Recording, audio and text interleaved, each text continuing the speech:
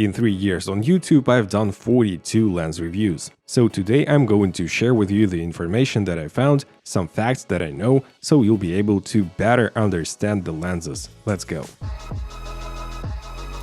Among those 42 lenses, 10 of those were anamorphic lenses, so I did a separate video about those. I'll leave a link down below. And today we're going to discuss spherical classic lenses. So first, prime lenses versus zoom lenses, the ease of use and versatility versus fast lenses and more sharp image. I think you do understand the difference between those two, and if you shoot a lot of events, for instance, and you need only one lens for your kit, you'll just get a zoom lens. Right now on the market you can find dozens of good zoom lenses for both APS-C and full-frame cameras and for very different prices. But I still do prefer prime lenses. The bokeh, the sharpness and the wider aperture is more relevant to me. But it's really personal, guys. We're not going to discuss it any further. We'd better talk about different features and characteristics of lenses, and let's start off with distortion. Among those 32 non-anamorphic lenses that I've reviewed on my channel, only a few lenses had pretty strong distortion that can cause real problems. But in real-world conditions, you would not see those distortions a lot. There are only two main cases when the distortion is really important, or the lack of distortion. It's shooting architecture or just real estate. So if you don't find yourself shooting a lot of architecture and real estate, it's not a big problem on most modern lenses. But unfortunately, on some compact modern lenses, you can see a pretty huge distortion, and the manufacturers, the companies, they lean onto the in-camera corrections. But if you want to shoot RAW, especially in video mode, you'll find some problems. So you gotta be careful and think ahead. But it's a bit different story with Vignette, because on a lot of lenses wide open you can see a very heavy vignette, and it disappears only if you stop down to 1 or 2 or even 3 stops. And also I found that if you're using steady shot active mode and your lens is wide open, you can actually see those darker corners move in your image, and it's very hard to fix in post. I do love using Vignette, but in post, and I do use it on purpose to grab the attention of the viewer and to lean it towards the important part of the image. And by the way, speaking of f-stops, it's important to understand that every stop of light is either 2 times more light or 2 times less light that hits the sensor of the camera. For instance, f1.4 is 2 times brighter than f2, and also f2 is 2 times brighter than f2.8.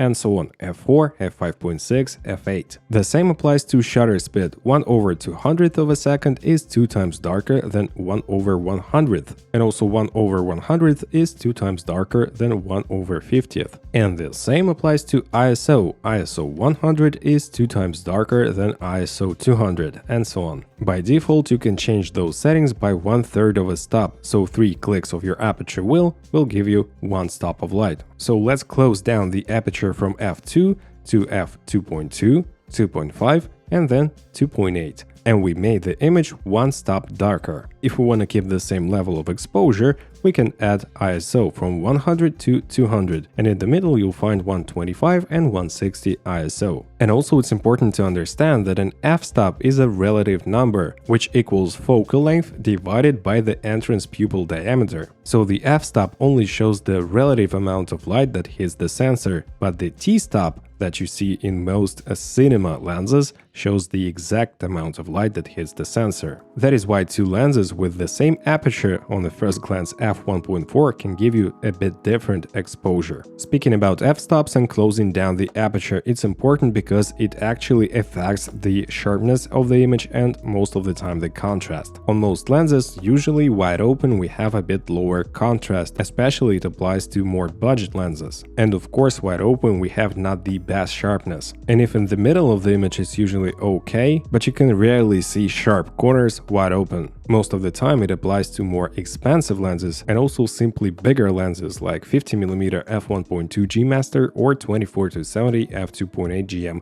Mark II. But if we stop down at least 1 full stop, most of the lenses do regain contrast, and also the sharpness really improves, especially in the center, but also in the corners, and some lenses do need to be stopped down a couple of stops to get the best results in the corners. But don't forget, stopping down is not going to give you better and better and better results all the time.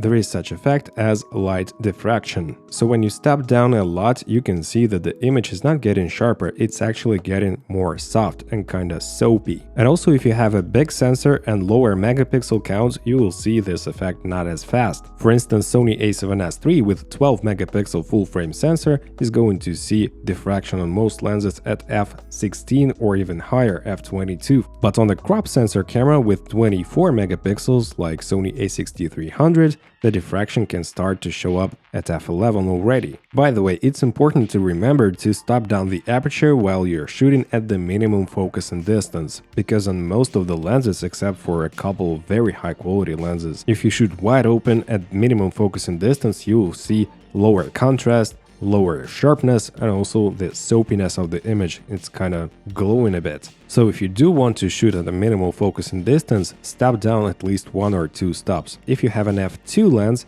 it would be nice to shoot at f2.8 or even f4 for the best results at minimum focus and distance. And also I found that the 50mm lenses and 85mm lenses are often not the best in terms of minimal focus and distance, but instead wide-angle lenses most of the time have not really bad minimum focus and distance. For example, Sony 35mm f1.8 full-frame lens or Tamron 17-28 f2.8. And by the way, a lot of Tamron lenses do have great minimum focus and distance. For instance, 70-180 f2.8 or 28-200mm lens. Also working with aperture will allow you to fight against chromatic aberrations, the colorful outlines alongside contrasty objects that are usually a bit green or a bit magenta, and you can see those especially well in out-of-focus areas. Most of the time you can see those when the lens is wide open, and the cheaper the lens, the more chromatic aberrations you'll see. Getting rid of chromatic aberrations with photos is not that hard, but in video it's a different story, guys. So please, before buying a lens, watch some good reviewers, and you can see the chromatic aberrations especially good on branches against the blue sky or on the white paper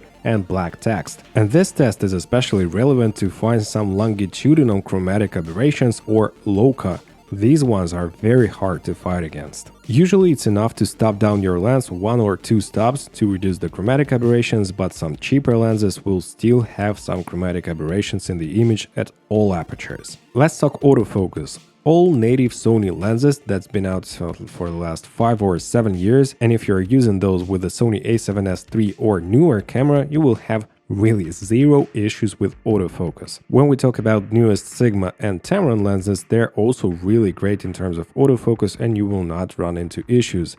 But with some cheaper brands like Yongnuo or especially Meike or Meike, you can find some issues. From time to time they are working perfectly well, but from time to time they're trying to hunt and to lose focus completely, so it is not secure and it's unpredictable, especially in backlighting situations. Let me say that the price of the lens is relative to how good the autofocus is. And if you want the perfect AF, you just buy native Sony lenses by Sony. And if you want good enough and pretty reliable autofocus, you can have a look at Tamron and Sigma lenses that are 3 years old or a bit newer. Focusing manually and focus by wire. All manual lenses do have linear focus ring, and it's really convenient and easy to use because you have your muscle memory and also you can focus in certain places. Just remember the movement of your fingers and repeat it, or you can just simply stick a little piece of paper and repeat the movement. But most of the autofocus lenses do have focus by wire system, so actually when you turn the focus ring, it's not turning the lenses inside, you just tell the autofocus motor where to move the lenses. And usually the faster you rotate the focus ring, the faster you'll change the focus, and it makes you go crazy from time to time. And on some lenses in particular, it's just impossible to use manual focus. For instance, on Yongnuo 50mm f1.8,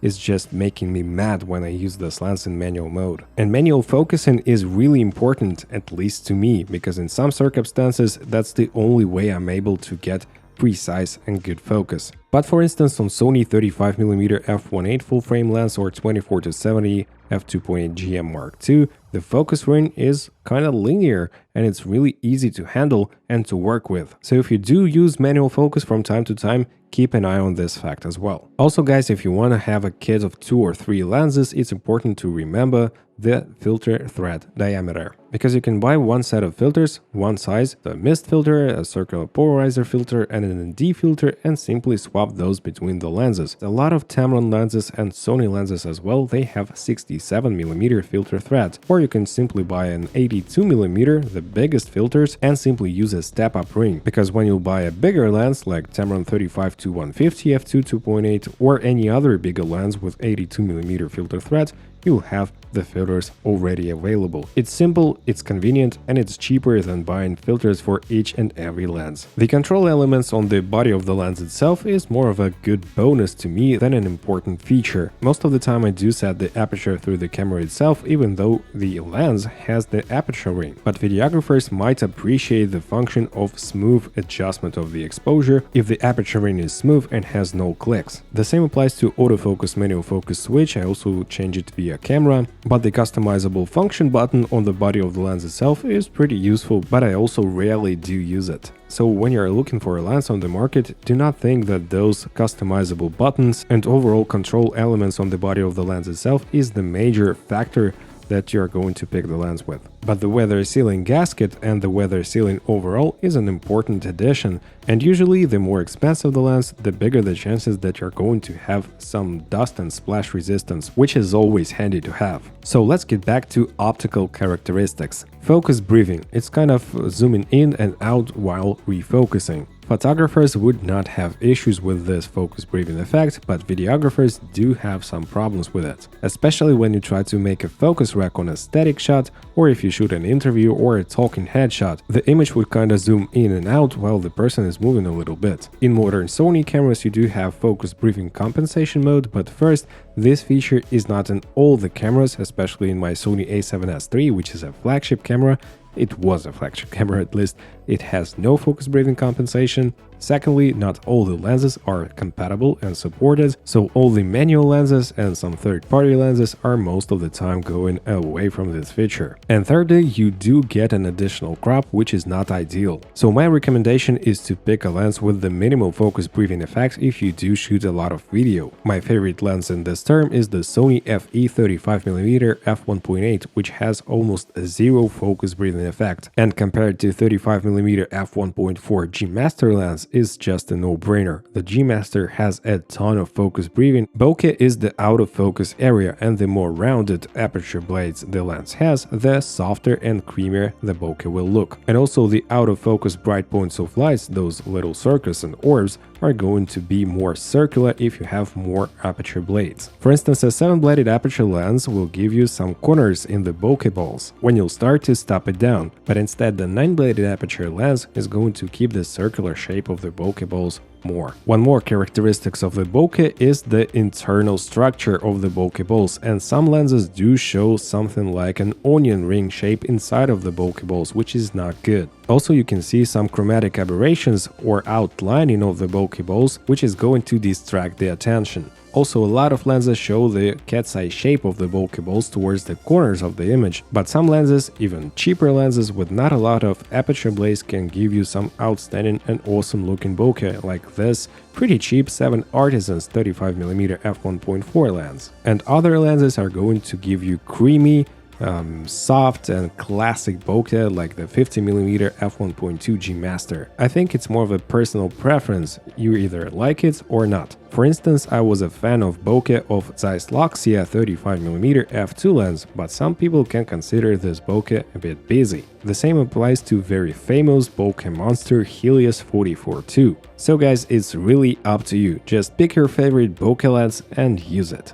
The flares of the lenses are often used as a creative tool, but there are some objective criteria about those. For example, a huge drop of contrast when the lens is hit by a sun or some other bright source of light at a certain angle. You can often see this drop of contrast on budget lenses. Also, from time to time you can see some highly saturated flares and some orbs of light, and also some glaring. For instance, on this Brighton Star 50mm f0.95 lens, but if you stop down a little bit, you can get rid of some of those artifacts. partially. Of course, you do get a lens hood with almost every lens you pick, and it's not only the protection of the front element of the lens, but also it kind of protects the lens from the flaring to a certain degree, of course. But to be honest guys, I rarely use lens hoods and I do use flares as a creative tool most of the time. Also, if you plan on shooting some astrophotography, there is such a bad effect as coma smearing, and you can get rid of those coma tails when you stop down, but it's not the point of astrophotography. You need a fast lens.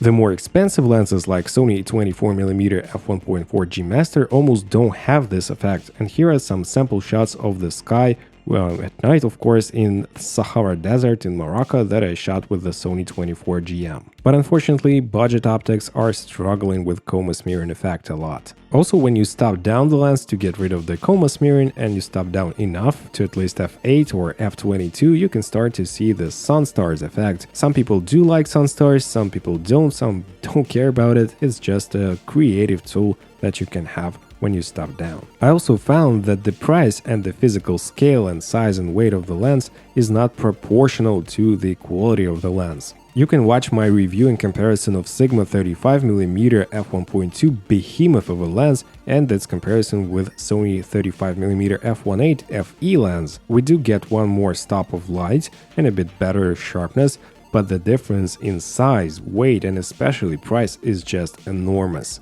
So my suggestion is to find the middle ground and not to overpay for certain lenses because they're most of the time really expensive and really heavy and the difference is not that big. Before buying, I do recommend to pick a lens in your local rental store and to test it for at least one day. And guys, if you want me to make a list of the best lenses for Sony E-mount in different price ranges and for different purposes, smash the like and subscribe buttons. Also, here is a playlist of my video reviews of different lenses. I think in this playlist you'll be able to find a couple of really interesting videos for you. Thanks for watching and I'ma see you in the next video guys. Take care, bye.